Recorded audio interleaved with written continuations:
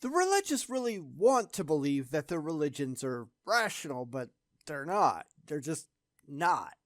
The kind of absurd hoops that they jump through just to give themselves any hope in hell of convincing anybody, I guess that's entertaining in and of itself. We like entertainment around here after all, so let's do some more of that. Coming up next. This is a blog entry, I think, maybe, I don't know, that's kind of what it looks like to me anyway, from Neil Shenvi, who describes it as Christian apologetics from a homeschooling theoretical chemist.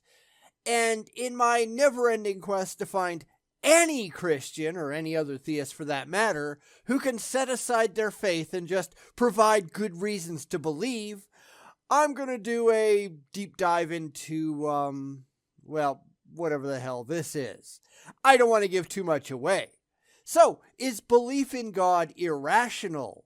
Will he be able to make a case to convince us otherwise? And I really wouldn't be holding my breath if I were you, but I figure we've got a good reason to doubt that any theist will ever manage it, because we've had an awful lot of experience with other theists, and they've been generally shit. But let's give it a shot and see. Is belief in God rational? No, at least not as far as I'm concerned. Of course, I guess that depends on how you define rational, so let's just do that up front because I want to be accurate as much as I can. I'm going to go with based on or in accordance with reason or logic, because I think that one most people can probably accept. There's certainly going to be nuance, but in general, I think that if you were using reason and logic, and especially if it's based on strong evidence, that's going to make it pretty rational.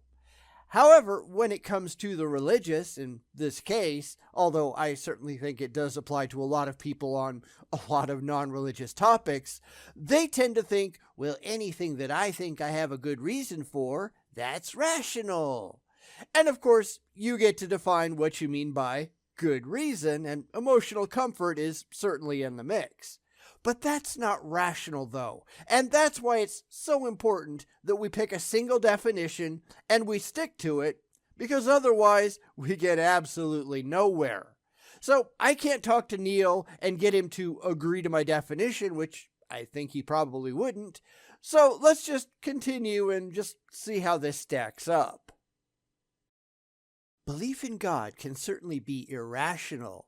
We might believe in God because we like the idea of God's existence, or because religious behavior has financial or social benefits. Sure, and lots of people do. And I'm happy to see that he at least admits that. That is a positive sign. However, I'm willing to bet that the vast majority of Christians out there, that is exactly what they do. They believe because it makes them happy, but being happy isn't being rational. They believe because it provides emotional comfort, but being emotionally comforted, that isn't rational. For the apologists, they certainly profess belief because it lines their wallets, but that doesn't make those beliefs in and of themselves rational. No, when I'm talking about a rational theist, I mean someone who doesn't do any of that. Oh, they might have faith, but that isn't their primary reason for believing.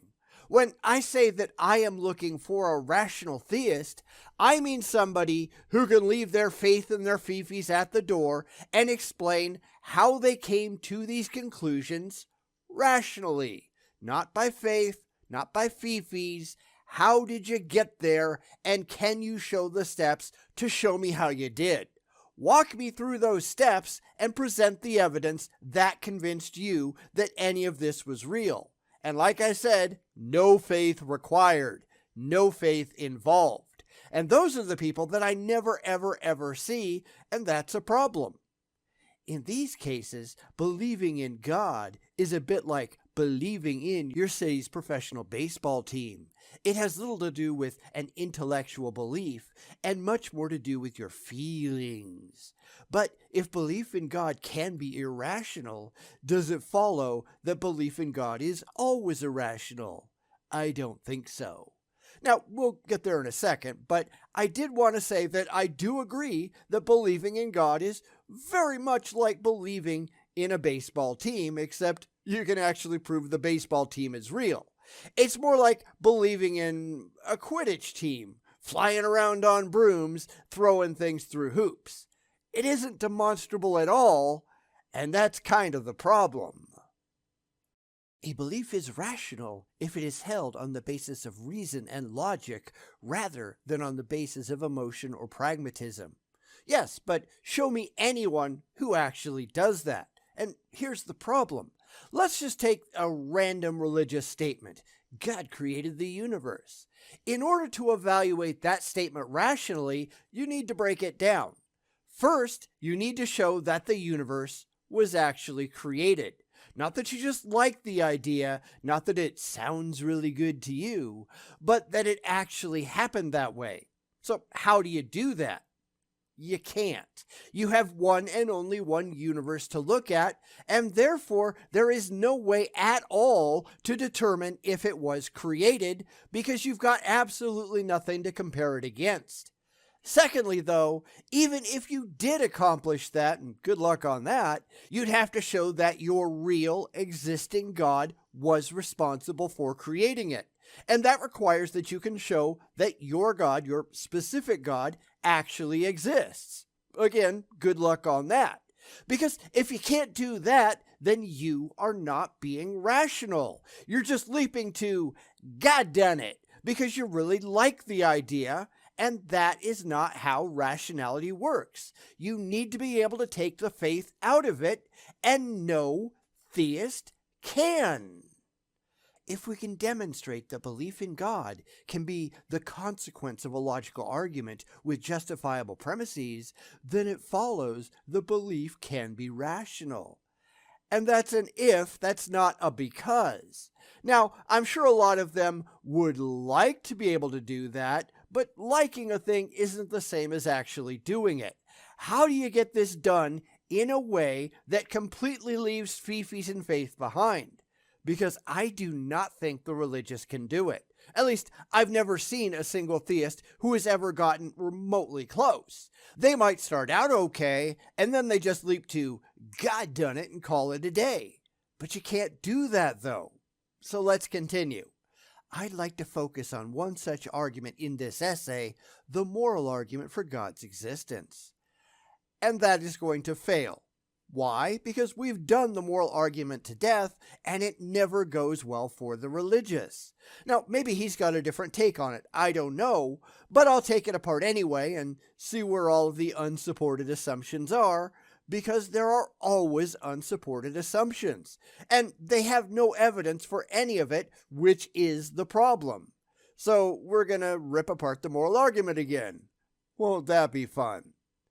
Many prominent atheist thinkers endorse both premises of this argument independently. If we conclude that these atheists present good, justifiable reasons for believing these two premises independently, then it seems rational to hold them simultaneously and to conclude that God exists. If so, then belief in God's existence can be rational. Well, I am not one of those atheists. What this really comes down to is, I have a faith-based position, and other people who I disagree with, they also have a faith-based position, slightly modified and not held rationally. Therefore, it somehow becomes rational because that's what I really want to believe. And I'm sorry, it doesn't work that way. The most common form of the moral argument runs as follows. Premise 1. If God does not exist, then objective moral facts do not exist.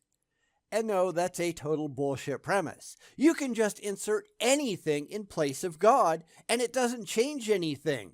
If invisible, intangible, universe-creating pixies do not exist, then objective moral arguments do not exist.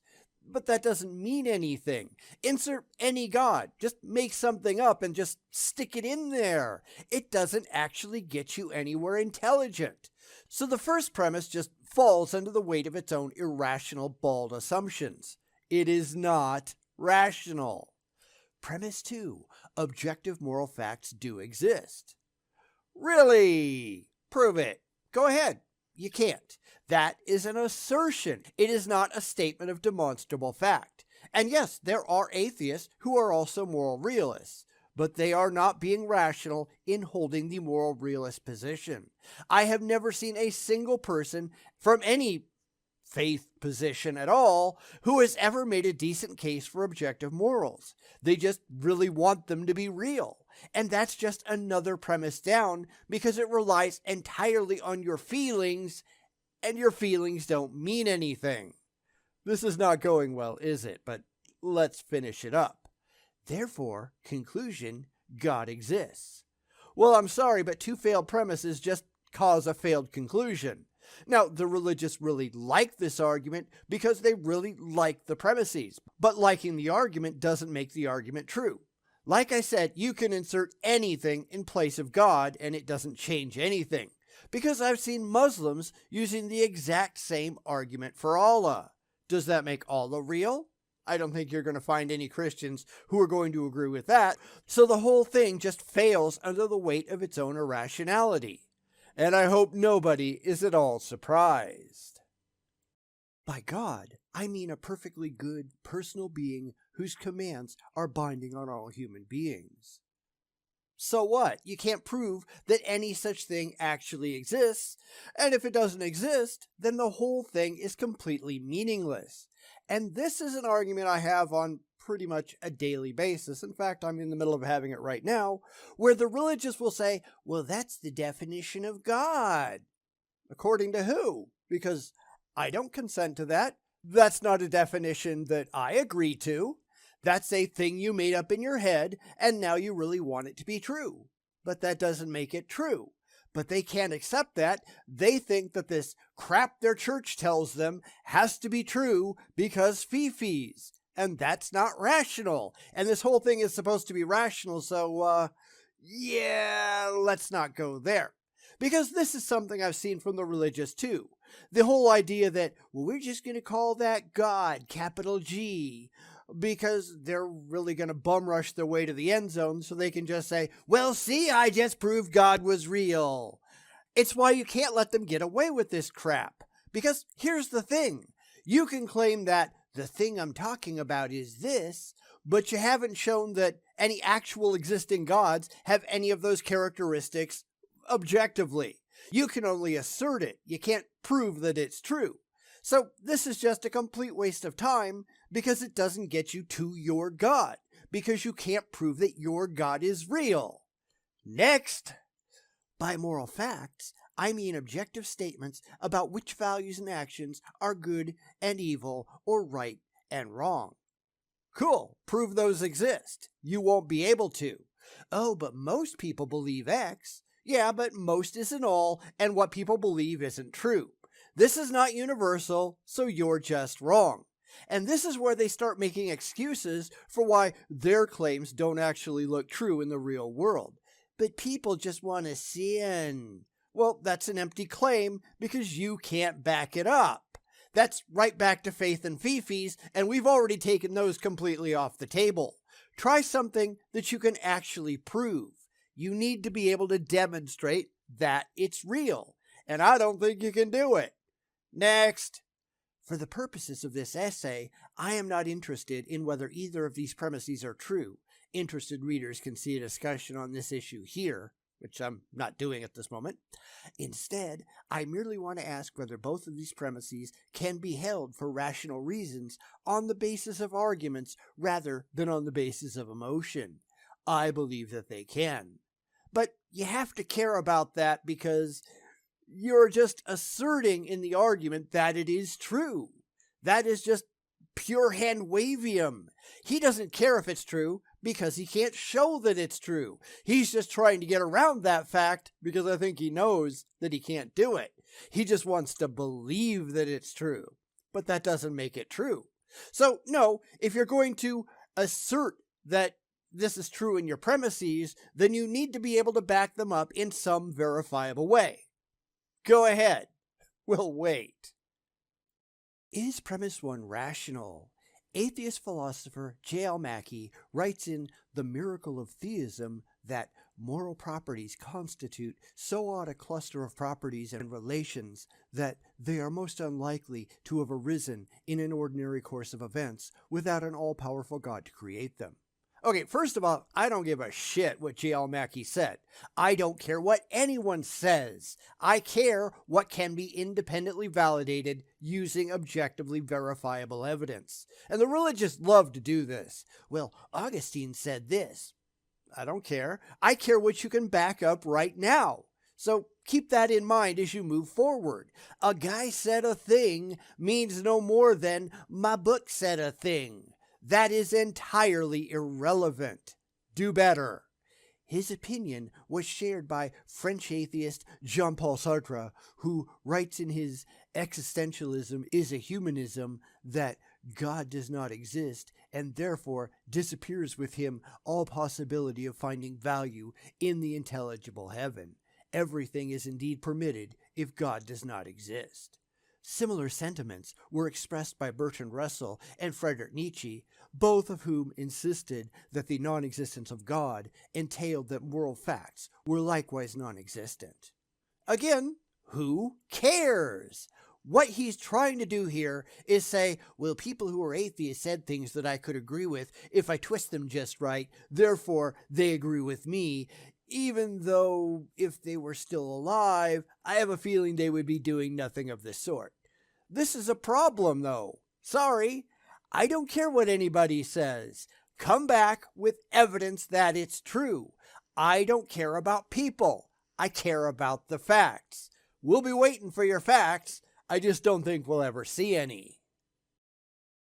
The arguments of atheistic philosophers who affirm premise 1 of the moral argument are somewhat varied, but they share several features. First, they argue that objective moral values like love or justice seem to have no place in a reductively naturalistic universe. Yeah, except they do.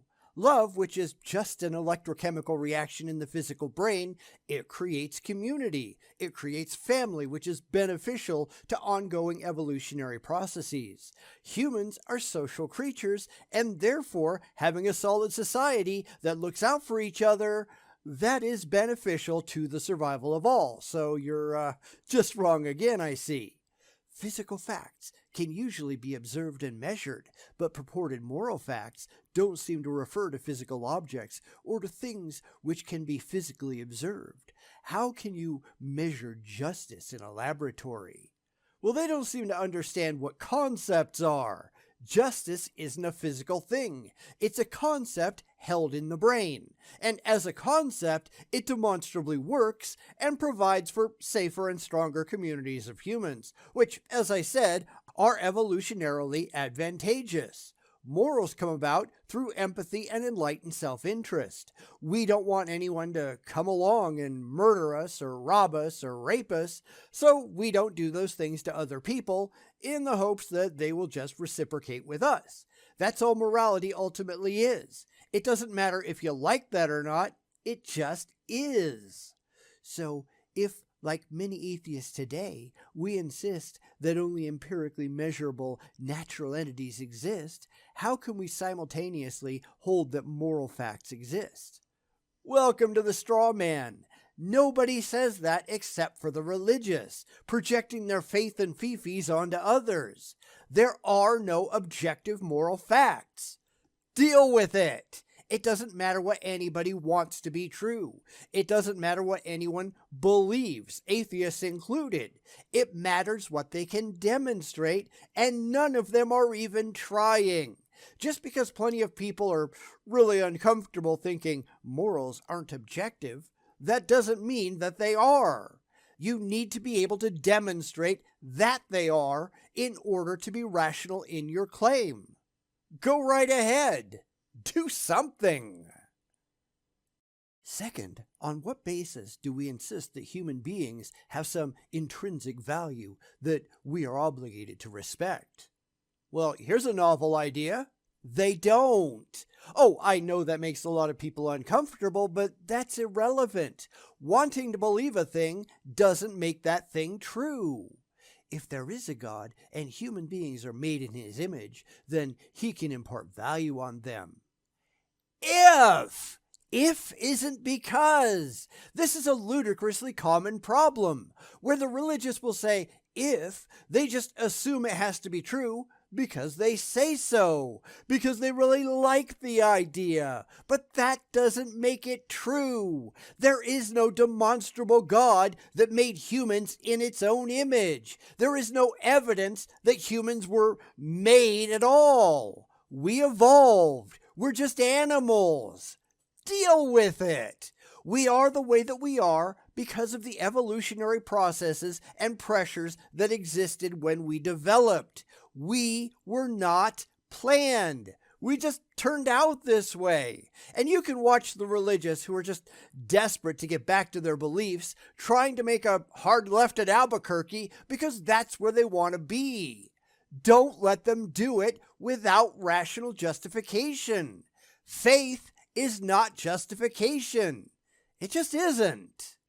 But if human beings are merely complex, self-contained biochemical reactions, what makes them objectively more valuable than any other complex, self-contained biochemical reaction, like the one I carry out in test tubes in my biology class and then pour down the sink? They're not. Get over yourself. Deal with it. We are only important to us. If you go out in the wild and find a hungry lion, they don't care about the objective value of humans. They're going to eat your ass if they can. This is just ego out of control. They just really want it to be true. But that doesn't make it true. This is just an assertion, and assertions need to be backed up to be taken seriously.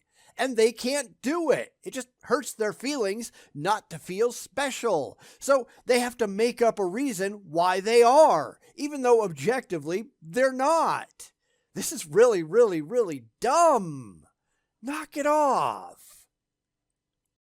Finally, why are we morally obligated to do anything at all, whether to respect the environment or love other human beings or seek the truth? We're not. I mean, people in society holds us personally accountable for the things that we do and punishes us if we step out of line too badly. If that's what you mean, sure, maybe. I mean, the cop who gives you a ticket for speeding, they're just holding you accountable to the law. You aren't morally obligated to drive the speed limit. You do it because you don't want to pay the fine. You get to make the decision whether you want to risk it and drive faster or to do what society as a whole has decided you ought to do and not have to pay. This is an ought, it's not an is. The speed limit is what society has decided. It's not what they are morally obligated to decide. You people just don't understand how reality works, do you? We may perform certain actions out of self-interest or as a consequence of our personal preferences or because of instinctive biological urges. But if there is no transcendent moral lawgiver who obligates us to act in a certain way, then how can we insist that there is a transcendent, objective moral law? We don't! Stop projecting! This is you, not us. This is your feelings, not reality. So far, this entire thing has just been, but I really like the idea. But liking the idea doesn't make it true. Just because it appeals to you on an emotional level, that doesn't make it rational, and it doesn't make it true. And I thought the whole point of this whole article was that it was rational, but apparently not. Let me go back and look. Title, Is Belief in God Rational? Based on what I've seen so far, the answer is clearly no. It is on the basis of these and other objections that the aforementioned atheist philosophers concluded that premise 1 of the moral argument is true. If God does not exist, then objective moral facts do not exist. It is possible that they are wrong in holding this belief, but it is difficult to insist that they are irrational in holding this belief, since it is based on philosophical argument rather than on emotion or pragmatism. First off, they don't hold that belief. No atheist philosopher is going to say, if God doesn't exist, blah, blah, blah. Because they don't believe in God. Jesus, you can't be this fucking stupid. Well, I don't know. Maybe you can. Again, I don't care what anyone says. I care what they can demonstrate. Saying objective morality just makes me feel good doesn't mean objective morality is true. And that's just stupid. This whole thing is just stupid. This kind of thing is actually testable, and those tests reveal that objective morality is complete nonsense. There isn't a single, all-encompassing moral view that is shared across all of humanity across time and space. It just doesn't exist. If it did, then we'd have no need for prisons because there would be no criminals. Nobody would murder if murder was objectively wrong and written on everyone's hearts, or whatever the fuck you people say, which I guess sounds kind of messy, but there you go. This is why they have to just invent stuff, because it doesn't actually look like the stuff that they want to believe is true. They desperately want there to be a God, but the world doesn't look like there's a God. So they just have to make up all kinds of bald rationalizations for why, well, there just has to be a God, and here's why it looks so suspiciously otherwise. But that is not impressive. That is not rational. This is why rational isn't, well, I've got a reason that I like, therefore it's got to be rational. No, that is not how it works. Anyway, we're just going to stop here for the week just before we get to premise 2, because this is A, going to be really, really, really long otherwise, and B, premise 1 was such a complete mess that I don't think I could stomach another one this fast. So far, I'm just not at all impressed, not that I really thought that I would be. I would love to be, whether the religious believe that or not, but I'm just not. This is just speaking out from within your religious bubble, saying things that would only appeal to an existing religious audience, because, of course, that's who Neil is trying to reach. Now, I get it, I guess. A lot of people are in this to make money or get notoriety, things like that, but I never created this channel to preach to the choir. Yes, I understand that's going to happen because people tend to follow what provides the message that you want to consume, but I would really love to have a sizable contingent of rational theists, even though I'm pretty much convinced that such things don't actually exist. So far, at least, I've yet to see a single comment that has demonstrably shown me otherwise, but I guess hope springs eternal, and someday, maybe. Not holding my breath, but maybe. I mean, I'd be happy if somebody would even try, but so far, that hasn't happened. Still, though, go ahead and let me know your thoughts down in the comments on this half of the video. Is Neil making any decent points at all? Why or why not? We'll be back in a week for part 2 to see if he can justify his second premise and conclusion, and I really don't think so, but hey, I guess we'll have to see, won't we? Why don't the religious understand that every single one of their arguments fail? Because they don't care, that's why. But we do, and that's why we go through the trouble of debunking all of these silly claims, and even in those places with the best intentions, the arguments still devolve into absurdity. And this is absolutely no different, so let's get back to the grind. Welcome back to part 2 of Neil Shenvi's blog post asking if belief in God is irrational. And so far, at least in my opinion, the answer, it has to be yes, but I'm willing to give him a second shot. So far, it's all just been appealing to things that the religious really wish were true, but they just can't show that any of them actually are, and that's pretty typical, I think. I'm also not impressed by that, and I don't think you should be either. This is really where I'd love to see someone like Neil come back and try to justify their positions more, in light of my criticisms, but mostly when we get religious people in the comments, it's all, duh, you're wrong and God is gonna get you, and stupid stuff like that. If that's the best that you can do, then just save us all the trouble and don't bother. Don't make yourself a complete laughingstock. You do that enough already. Leave that to the professional apologists. That's kind of their job. So anyway, with that in mind, let's get back to it. Is premise 2 rational? The second premise of the moral argument enjoys even more support from atheists. For example, a recent survey of professional philosophers found that 56% were moral realists who believe that objective moral facts do exist. Notable atheists who insist that objective moral facts exist include Thomas Nagel, Michael Martin, Kai Nielsen, Louise Antony, and Sam Harris. And who cares? There was a time when pretty much everybody believed the earth was flat. They were just all wrong. Nobody gives a damn who believes anything. We care what you can prove, and this article isn't proving anything but that Neil is pretty damn gullible. Nobody cares. And this is kind of why a lot of philosophy is just bullshit, because most of it, not all, but most of it is just fee-fees. But I like it. I don't care. There is a way that we would expect the real world to work if moral realism was at all true. It just doesn't work that way. So out come the excuses from all sides who are just really comforted thinking that it should. But should isn't does, is it? Your comfort doesn't matter. You don't matter. Get the hell over yourself. The main argument used to support the existence of moral facts is the observation that moral realism is a deeply intuitive position.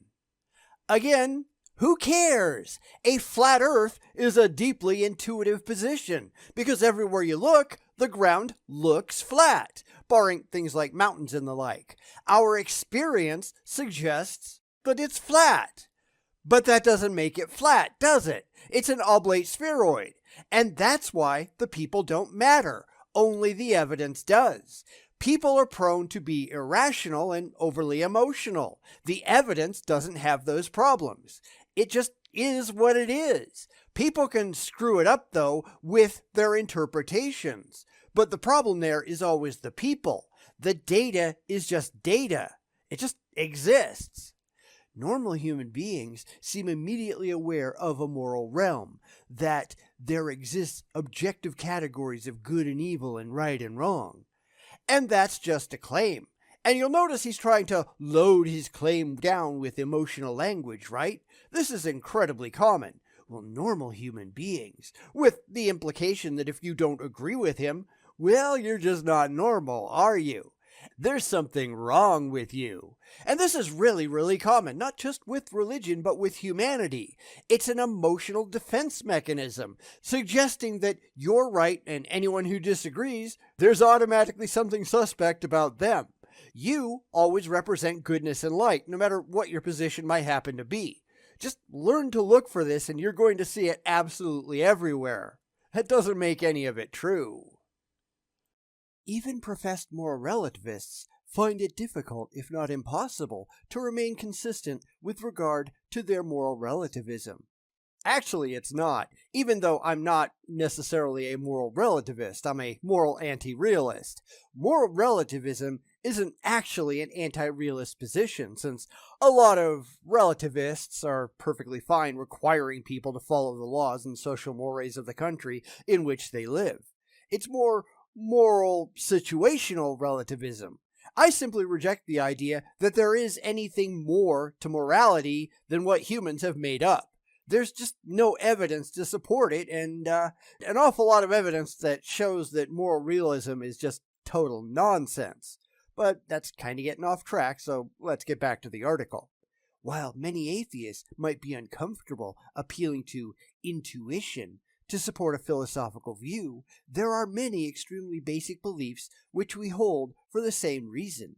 For example, our belief that the external world actually exists, i.e., we are not living in the Matrix, or our belief that other people have first-person subjective experiences of pain and pleasure, i.e., they are not unconscious zombies, are both based primarily on intuition.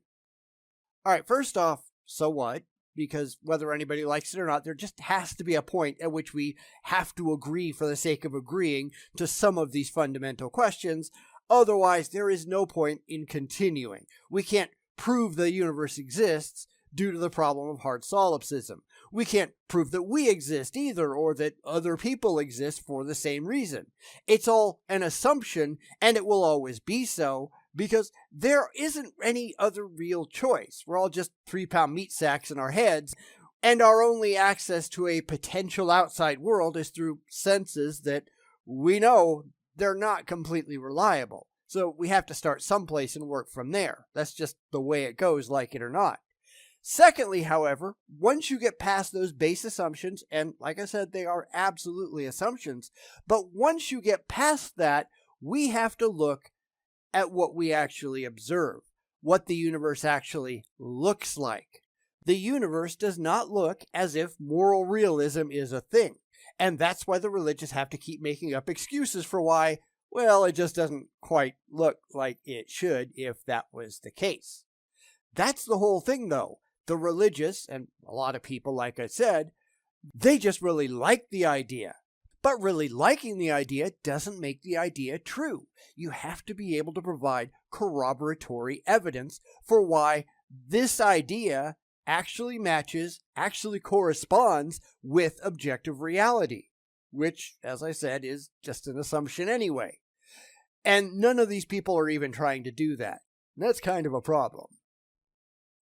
No one can prove that these intuitions are true, but it seems ridiculous to insist that they are false.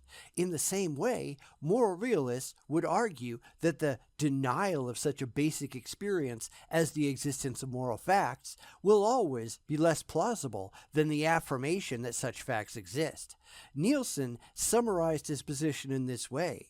Okay, great. Before we get to that, though, I wanted to weigh in here. There is, of course, a third option, one that a lot of people just don't want to acknowledge. I don't state that those intuitions are true or that they are false. We just don't know, and not knowing is a valid option. It's not as emotionally comforting as a lot of people would like, but it is an option to be sure. But when you don't know a thing, you just don't know a thing. So pretending to know that thing for the sake of your fifis is pretty damn stupid. Now, a lot of people, perhaps even most people, go almost entirely with their emotions, and yes, I still think that's pretty dumb. But it is what it is, and here we just have to deal with it. A lot of people, theists and atheists alike, they let their emotional state run wild, and their personal desires color their perceptions of reality. And it's kind of hard not to, I admit. However, if you recognize that that's what's going on, you can take steps to stop it or at least limit it to the best of your ability. And that's why you have to ask why a lot. Why do I think this? Why do I believe this? What supporting evidence outside of my own head do I have that suggests that this idea is actually factually correct? And most people don't do that. Most people are just idiots. Don't be an idiot. It's really not that hard to avoid it. It is more reasonable to believe such elemental things as wife-beating and child abuse to be evil than to believe any skeptical theory that tells us we cannot know or reasonably believe any of these things to be evil. I firmly believe that this is bedrock and right, and that anyone who does not believe it cannot have probed deeply enough into the grounds of his moral beliefs. Kai Nielsen, Ethics Without God, 1990. Yeah, but here's the thing. Just because we as humans think it's evil, that doesn't make it evil objectively. It just means that we as individuals and as societies have decided on our own that we don't like it. And therefore, within our own particular sphere of social influence, we are going to call it evil as a subjective choice. Now, as I said before, that makes a lot of people uncomfortable because a lot of people want to know the truth, the whole truth, yada, yada, yada, that kind of stuff. But in absence of that, and we don't actually have it, they just make up comforting stories in their heads to convince themselves that they've just got it all right, that they have the absolute truth, even though they demonstrably do not. And I can recognize that because of the society in which I live and the background which I have, I accept some of those things as true, and they are not demonstrably so. But if you go to other societies, specifically in this case, some places in the Middle East, where beating your wife, killing your wife, that's not illegal because they're basically seen as property. It's not wrong according to their society. It's very easy to see that these things are not universally true. But these people tend to be locked in their own heads, and they can't see the world outside of their little social echo chamber. And that's kind of a problem, wouldn't you say? Just about everybody watching this video has been indoctrinated into the idea that killing people is a bad thing, under certain conditions. Why? Because at least in the place where we live, it's bad for society and bad for individuals. However, as I said, there are places out there where kids are not indoctrinated into that. There are rules for the in-group and rules for the out-group, and that's true of all of us to some degree. But for some, the out-group has no rights whatsoever and can be treated however the hell anybody wishes. Why? Because they're seen as inferior. A big part of the human experience is ego. It's trying to build yourself up while tearing others down. Well, my sports team is better than your sports team. My country is better than your country. We're number one. We're number one. You know, that kind of stuff. This is a basic part of the human experience. It goes to religion too, of course. Well, my religion is right and your religion is wrong. You're going to go to hell if you don't believe in my God. That doesn't mean anything though, does it? Certainly nothing demonstrable. It's just how people behave. And sadly, when people stop understanding that it's just a part of the basic human psyche, they start to actually buy into the nonsense. And that's not usually a good thing. Again, atheists who are moral relativists could be wrong, but it seems difficult to insist that they are irrational in their acceptance of premise 2 of the moral argument, any more than we could insist that someone is irrational to believe that the external universe exists or that other people have minds. But see, this is the question that we really have to ask. They could be wrong, but how would we tell? What tests can we put their position to in order to find out? What observations can we make that would determine whether or not it's right or wrong? And most people, they're not interested in any of that. Going back to sports for a second, we can look at which teams are actually the best. There's all kinds of metrics for doing that, and if people really wanted to follow the best team, they'd be going where the data showed them the best team lived. However, virtually nobody does that, do they? My parents were both big Cubs fans for their entire lives. They both grew up around Chicago. Therefore, the Cubs were their team, no matter how often they lost.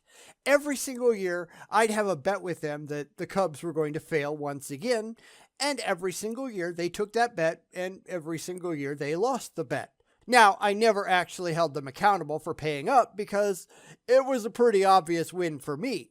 Now, they were wrong about the Cubs. It was, at least at the time, an objectively bad team, but they still supported their team for reasons other than wanting to follow the best team.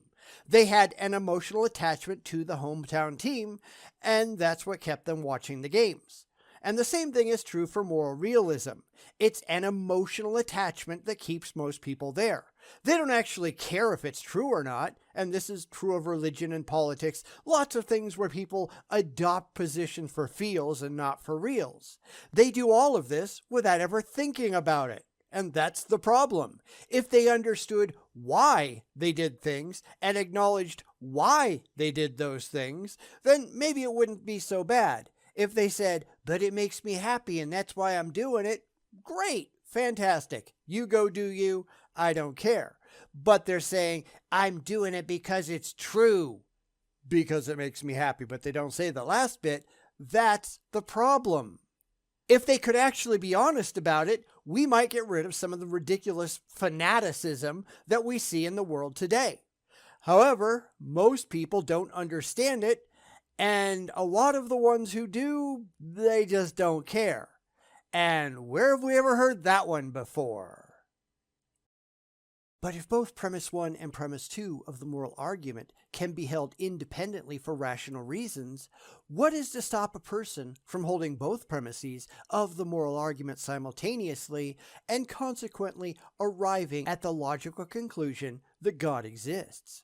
Nothing, it would seem. Except I've already shown that they aren't rational. Mostly, Neil's argument is based on a fallacy. Well, lots of people believe it, so it's just gotta be true. Welcome to Argumentum ad Populum. It doesn't matter how many people believe a thing. Lots of people believing a thing doesn't make it true. You need to learn to put your fifis aside and deal with the actual evidence at hand. And Neil, indeed most people, they neither want to nor seem remotely capable.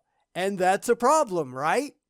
The only objection we might raise is that it is possible to have some overriding independent reason for us to believe that God does not exist. In philosophical parlance, such a belief is known as a defeater.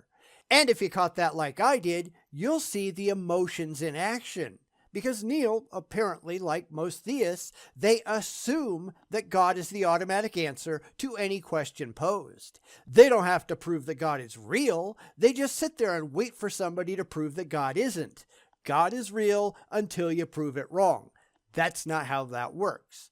Nothing is real until it is demonstrated to be real, and no one should believe anything is real until it is supported with verifiable evidence.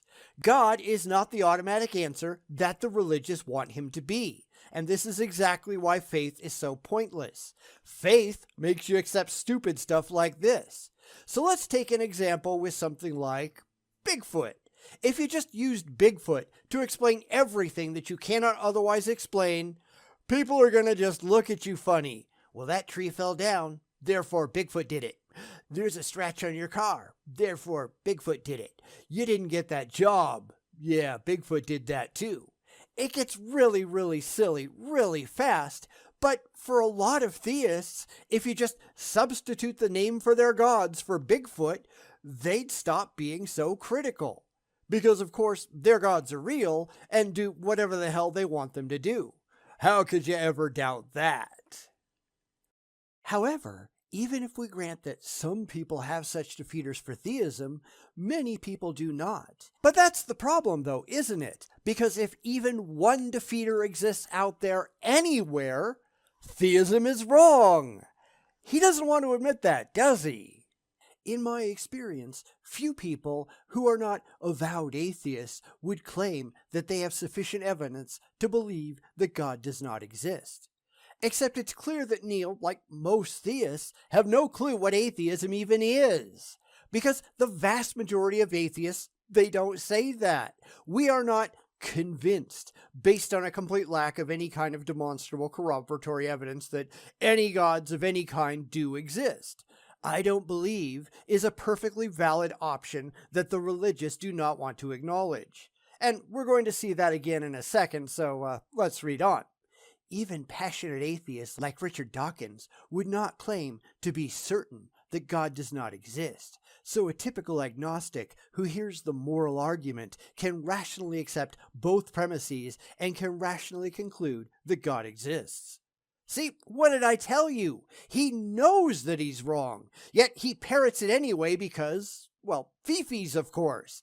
And that's still the problem, though, because just because somebody can't prove it doesn't exist, that doesn't mean that it does. You cannot rationally conclude that a God exists, any God of any kind, until you have the demonstrable evidence that said God actually exists. The moral argument doesn't mean anything. Like I said, you can plug in absolutely anything. If the flying spaghetti monster doesn't exist, then objective morals don't exist. Yada, yada, yada. Using God to appeal to people who already believe in God, that doesn't prove that God is real. This is just pure and painfully obvious confirmation bias. And I don't get the people who are too blinded by their faith to see reality. Conclusion. Belief in God can be based on emotion, but it can also be based on reason. In particular, it can be based on philosophical arguments for God's existence, such as the moral argument that I discussed above. Of course, this essay does not address or even attempt to address whether the moral argument is sound. I think it is, but if you identify as a skeptic, an agnostic, or an atheist, my more modest goal is to demonstrate the belief in God need not be irrational. Except none of that is actually true, and I've already proven that conclusively. This is just one more example of a theist using words, however they are the most convenient to use at the time. Belief in God isn't based on reason, as defined at the very beginning of the last video. It's, I have a reason, not reason itself, but a bald rationalization for why that specific individual really likes the idea that a God is real. But liking an idea doesn't make that idea true. If you don't care about truth, then what the hell are you doing? Because the religious, they don't care about truth. They care about emotion. They care about fifis. They just really want it to be true. And every time I see an article or a video like this where the bald rationalizations fly fast and loose, and I just take it all apart and show the fallacious nature of the claims, that doesn't really change anything for the religious, does it? They just keep believing because they were never interested in coming to the facts in the first place. They just really wanted to believe. Well, wanting to believe isn't enough. If you want to be rational, you have to be rational. But rationality here, let's be honest, that's not their actual goal. They just want to appear rational because I think they know that they should. I think they know that's what most people expect. Therefore, they put on the cloak of rationality, like it's a shirt that they can just wear on a whim and play rationality make-believe. They are not being actually rational. They're not actually employing rationality. They're just pretending. And that's the problem. Should that recognition be the end of our deliberation about God? Certainly not. If God does exist and is anything like the God described by Christianity, then he is more important than anything else in our lives. So I would encourage you to think deeply about these questions and not brush them aside. While admitting the rationality of theism is not a place to stop, it might be a place to start. And here again, we see the confusion between if and because. The time to believe a proposition is when it's been demonstrated and not one instant before. Of course, the religious don't care about that. I doubt Neil cares, although I really know nothing more about him than what I've read in this article. But it really seems to be all that I need to know because he's going through all the stupid tropes that we see from religious people everywhere. He really wants to believe, and he's just making excuses for why his beliefs have to be true, even though he's never produced a single shred of verifiable evidence to back up any of it. These are just all bald rationalizations. It doesn't actually demonstrate anything. It just provides emotional comfort to the believer so they can just go back out into the world and feel better when people shake their heads and laugh at the crazy things in their heads. Well, I'm being rational. No, you're not. You're just embracing even more bullshit stories that don't stand up to any kind of critical scrutiny, and I've just spent 2 videos proving it. It's not going to matter, though. The religious aren't going to care. But this is exactly where they're going wrong. This is all about feelings and appearances. It is never, ever, ever about truth and facts and evidence. And that's all any of us should care about. They should care if the things in their heads are actually and demonstrably true, entirely absent their faith in their fifis. They just don't. And I don't think we're ever going to get that through their heads because, as we know, caring about the real world, it's just not comforting enough. And the only thing they're really in it for is the comfort. But that doesn't make any of it true. And until they can understand that, they're pretty much a lost cause. Anyway, what did you think? Let me know down in the comments. And by all means, like and subscribe if you haven't already. And of course, share the video with others if you think that I've earned it. Doing these deep dives into theistic nonsense, it's not easy and it's not quick, and it's nice to feel appreciated. So anyway, until next time, think about what's going on in your head. It doesn't matter how it makes you feel. It only matters if it's real. Otherwise, you're just being like Neil, looking desperately for reasons to keep believing the unsupported slop. Don't be like Neil. He's not as bad as some people are, but he's still not what you really want to be.